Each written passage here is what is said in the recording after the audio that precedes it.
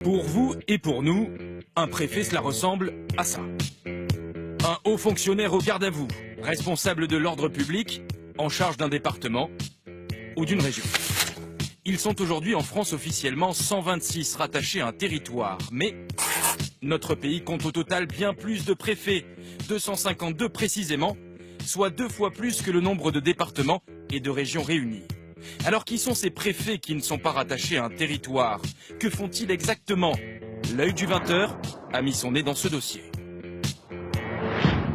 Nous sommes partis de cette note de la Cour des comptes sur la gestion des préfets, rédigée en juillet dernier. La Cour évoque la dérive des effectifs des préfets hors cadre. Comprenez des préfets sans affectation territoriale. Leur nombre a augmenté de 70% depuis la fin des années 80.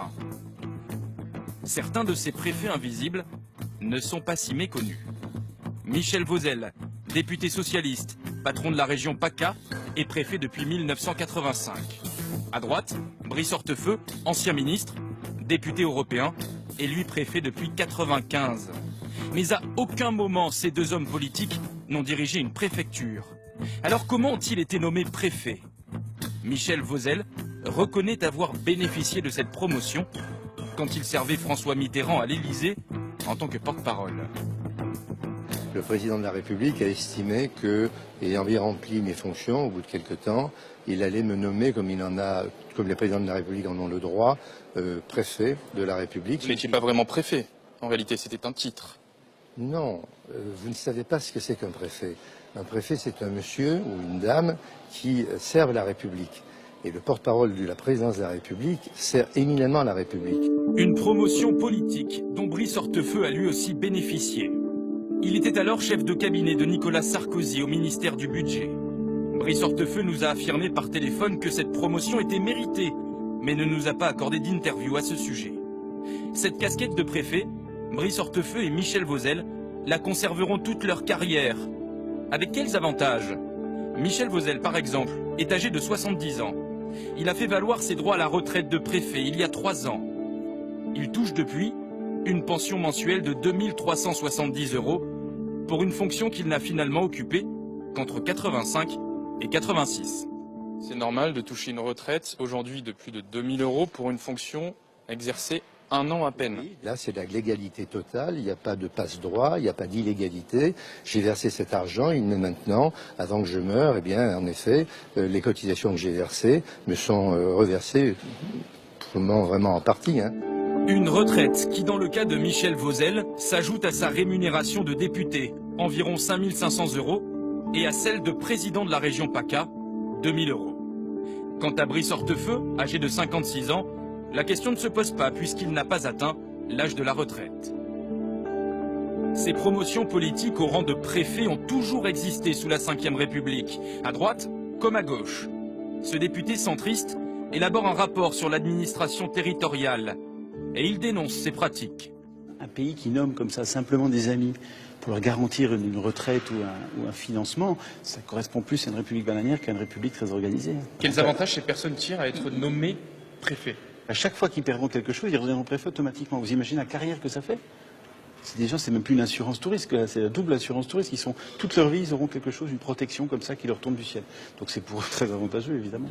Nous avons donc bien compris, être nommé préfet, c'est aussi la possibilité, en cas d'échec électoral, de retrouver un emploi et donc une rémunération. Petit rappel, un préfet gagne aujourd'hui entre 6 000 et 8 000 € net. Revenons au rapport de la Cour des comptes.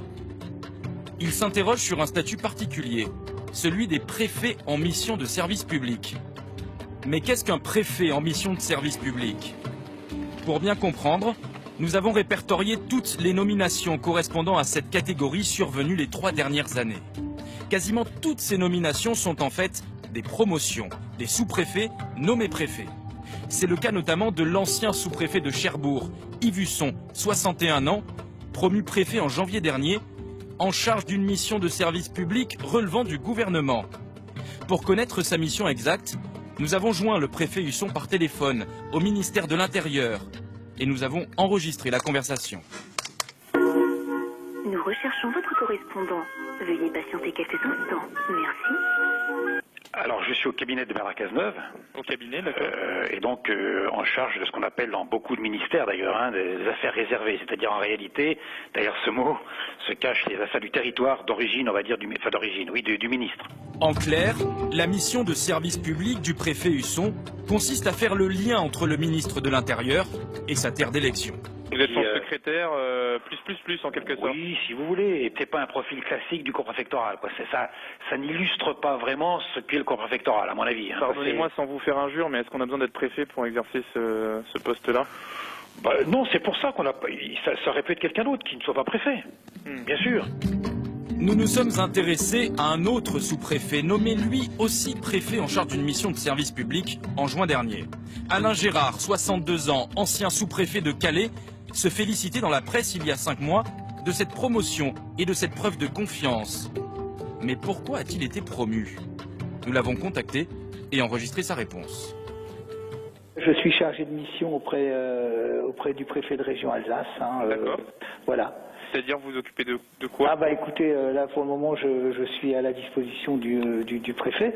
Parce que vous n'avez pas de tâches affectées pour l'instant Je suis sur une mission, mais pour le moment je ne peux pas vous en dire davantage. D'accord. Au revoir. C'est donc un peu flou, mais le ministère de l'Intérieur nous a depuis précisé qu'Alain Gérard est chargé d'une mission sur le démantèlement des centrales nucléaires dans le Rhin supérieur.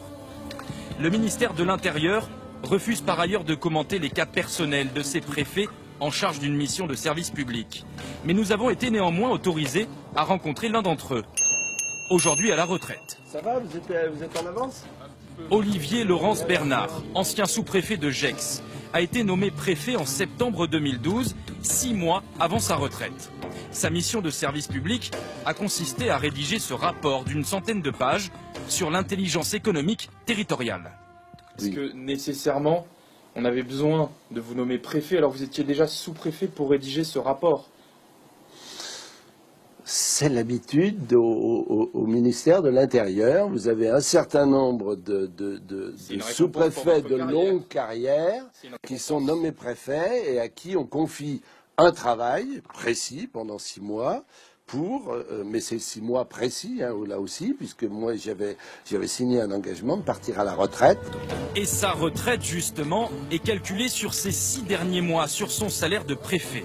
Il perçoit donc aujourd'hui une pension de 4 900 €, soit environ 400 € de plus que s'il était resté sous-préfet. C'est le fait d'avoir été nommé préfet me donne, de façon certaine, un avantage retraite. Dans ses conclusions, la Cour des comptes recommande de supprimer la catégorie des préfets en mission de service public. C'est très clair. Mais la réponse du gouvernement, elle, n'est pas du tout claire. La suppression n'est actuellement pas envisagée, mais elle fait partie des sujets à l'étude.